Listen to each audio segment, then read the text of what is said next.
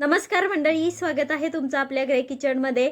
आज आपण करणार आहोत रवा स्पंज डोसा आणि त्याच्यासोबत बाहेर मिळते त्या चवीची बटाट्याची भाजी। हा डोसा एकदम स्पॉन्जी व्हावा म्हणून इथे बऱ्याच टिप्स सांगणार आहे, त्यामुळे व्हिडिओ स्किप न करता शेवटपर्यंत बघा। आणि अजूनही चॅनलला सबस्क्राइब केलं नसेल तर पटकन सबस्क्राइब करून घ्या। चला तर लगेच कृतीकडे वळूया। त्यासाठी एका भांड्यामध्ये 1 वाटी बारीक रवा घातलाय। त्याच्यामध्ये आता अर्धी वाटी दही घालायचे। दही जर आंबट असेल तर उत्तमच, अजून छान डोसा होईल आपला। आता याच्यामध्ये हे दही घातलं, थोडंसं विस्करणे असं मिक्स करून घेऊया अगदी 1 मिनिटभर। त्यानंतर मग याच्यामध्ये आपल्याला थोडं थोडं पाणी घालून हे भिजवून घ्यायचे। पाणी एकदम घालायचं नाही, अंदाज बघत बघत पाणी घालायचे आपल्याला। थोडं पाणी घालायचं, मिक्स करून घ्यायचं, त्यानंतर थोडं पाणी घालायचं आणि असं मिक्स करत करत आपल्याला याचं बॅटर बनवून घ्यायचे।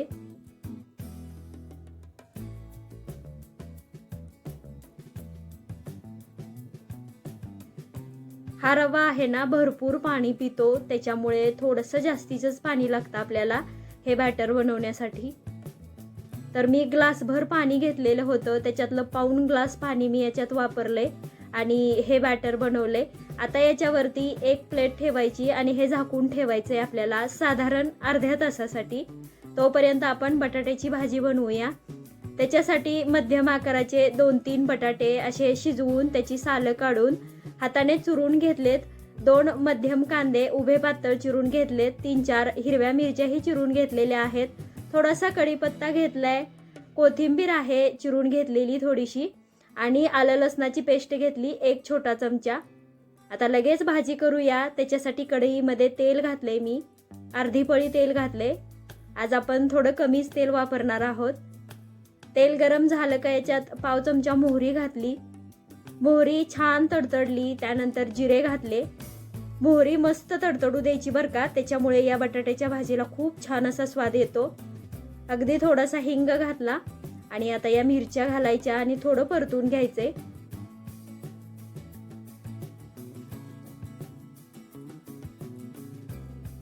मिरच्या परतून झाल्या का याच्यामध्ये आपण कांदा घालूया।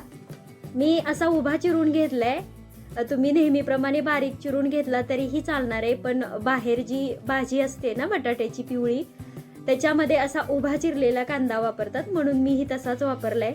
आणि त्याला चटपटी टेस्ट येण्यासाठी आपण एक सिक्रेट पदार्थ घालणार आहे, तो मी तुम्हाला शेवटी सांगेनच। कांदा छान असा परतून घ्यायचा आहे। त्यानंतर याच्यामध्ये आपल्याला आलं लसणाची पेस्ट घालायची आहे।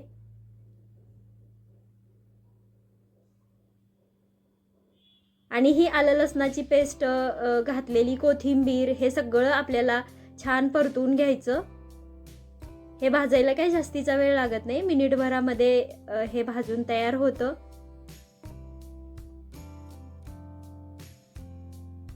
आता याच्यात पाव चमचा हळद घातलीये मी। अजून एकदा हे परतून घेऊया, हळदीचा कच्चा वास पूर्णपणे निघून जावा। आता याच्यामध्ये आपल्याला हा चुरून घेतलेला बटाटा घालायचा आहे। या भाजीसाठीचे बटाटे शिजवताना ना ते थोडेसे मऊ शिजवायचे, म्हणजे भाजी छान लागते। आता हे सगळं व्यवस्थित असं परतून घेऊयात।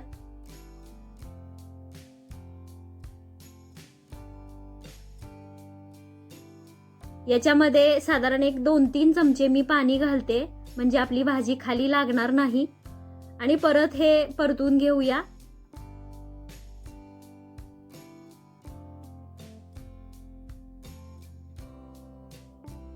आता याच्यात चवीप्रमाणे मीठ घालते मी। आधी मीठ घातलं होतं, त्या अंदाजाने पाव चमचे इतकं मीठ घातलं आणि अशा प्रकारे चमच्याने ना असं स्मॅश करत करत ही भाजी परतून घ्यायची। म्हणजे बाहेर जी भाजी असते ना ती थोडी अशी स्मॅश केलेली असते, तशीच भाजी आपण बनवतोय, म्हणून आपणही थोडं थोडं स्मॅश करतोय। आता सगळ्यात शेवटी आपल्याला याच्यामध्ये मी मगाशी म्हटलं होतं ना एक सिक्रेट पदार्थ घालतोय, ते म्हणजे लिंबू। साधारण एक पाव चमचा इतका लिंबाचा रस घालायचा याच्यात, म्हणजे आपली ही बटाट्याची भाजी अगदी चटपटी तशी लागते। थोडीशी कोथिंबीर घालायची आणि हे परतून घ्यायचं। इथं आपली बटाट्याची भाजी तयार झाली आहे। एकदम जबरदस्त अशी लागते ही भाजी डोश्यासोबत. आता लगेचच डोसेही करायला घेऊया. अर्धा तास झालाय, आपला रवा छान असा फुलून आलाय. आता याच्यामध्ये थोडं थोडं पाणी घालून आपण हे डोश्यासाठीचं बॅटर करून घेऊया. हे जे स्पंज डोसे असतात त्याचं बॅटर थोडंसं सैलसर असतं, त्या अंदाजाने पाणी घालायचे आणि परफेक्ट असं बॅटर करून घ्यायचंय आपल्याला. जास्त पण पातळ करायचं नाही. जर कुरकुरीत डोसे हवे असतील ना तर मग जास्त पातळ केलं तरी चालतं, पण आपल्याला आज असे मस्त स्पॉन्जी डोसे करायचेत ना, त्याच्यामुळे आपण असं मध्यम सैलसर असं बॅटर बनवतोय. त्यासाठी परत एकदा मला अर्धा कप पाणी घालावं लागले, म्हणजे आपला रवा भिजल्यानंतर. आणि हे विस्करने असं मस्त विस्क करून घेतलं. आता याच्यात चवीप्रमाणे मीठ घालायचे. बघा, आधी आपण मीठ घातलेलं नव्हतं, म्हणजे रवा दही मिक्स केल्यानंतर मीठ घालायचं नाही. आत्ता डोसे करायच्या वेळेस मीठ घालायचं. त्यानंतर मी अगदी पाव चमचा इतका याच्यामध्ये खायचा सोडा घातलाय आणि मीठ सोडा घातल्यानंतर परत एकदा असंच विस्करने आपण छान विस्क करून घेऊया. इथं आपलं डोश्याचं बॅटर तयार झालंय. लगेचच डोसे बनवायला घेऊया. इथे तव्याला थोडंसं तेल लावून घेते मी. त्यानंतर साधारण 1-1.5 पळी इतकं बॅटर घालायचे. हे डोसे असे जाडसरच असतात, त्याच्यामुळेच त्याला आतमधून असा मस्त स्पॉन्ज सुटतो. त्यामुळे पातळ पातळ करायचे नाहीत, असे जाडच करायचे. आणि इथं सगळ्यात महत्त्वाची टीप म्हणजे बॅटर तव्यावर घालायच्या आधी तवा एकदम कडकडीत गरम पाहिजे आणि फुल गॅसवरतीच हे बॅटर आपल्याला तव्यावरती घालायचे, म्हणजे डोश्याला छान जाळी सुटते. 1-1.5 मिनिट खालच्या बाजूने भाजला गेल्यानंतर मी तो पलटून घेतला आणि त्याला तेल लावलं. त्यानंतर दुसऱ्या बाजूनेही आपल्याला तेल लावून घ्यायचं आहे. याला तूप बटर लावलं ना तरीही चालतं. उलट तेलापेक्षा तुपाने आणि बटरने याला टेस्ट खूप छान येते. दोन्ही बाजूनी अधूनमधून आलटपलट करत हा मी डोसा भाजून घेतलेला आहे. काढून घेते तो मी आता. आणि अशाच प्रकारे बाकीचे सगळे डोसे मी करून घेते. हा एक डोसा भाजण्यासाठी आपल्याला साधारण 3-4 मिनिट लागतात आणि मध्यम ते फुल गॅसवरतीच भाजायचे, मंद गॅसवरती भाजायचे नाहीत. इथं लगेचच आपण ताट वाढून घेतोय. त्यासाठी ताटामध्ये बटाट्याची भाजी घालते मी. त्यानंतर एक एक करून डोसे घालूया आणि मस्त ताव मारूया याच्यावरती. तर इथं मी बटाट्याची भाजी केलीये. हे डोसे खोबऱ्याची चटणी किंवा सांबर त्याच्यासोबतही खूप छान लागतात, कारण हे असे मस्त स्पॉन्जी असतात ना, त्यामुळे कशासोबतही खाल्ले तरीही छानच लागतात. अशा प्रकारचे मऊ लुसलुशीत आणि स्पॉन्जी डोसे करण्यासाठी आपण सांगितलेल्या टिप्स मात्र लक्षात ठेवायच्या. याचं बॅटर बनवताना ते थोडंसं सैलसर असंच बनवायचं.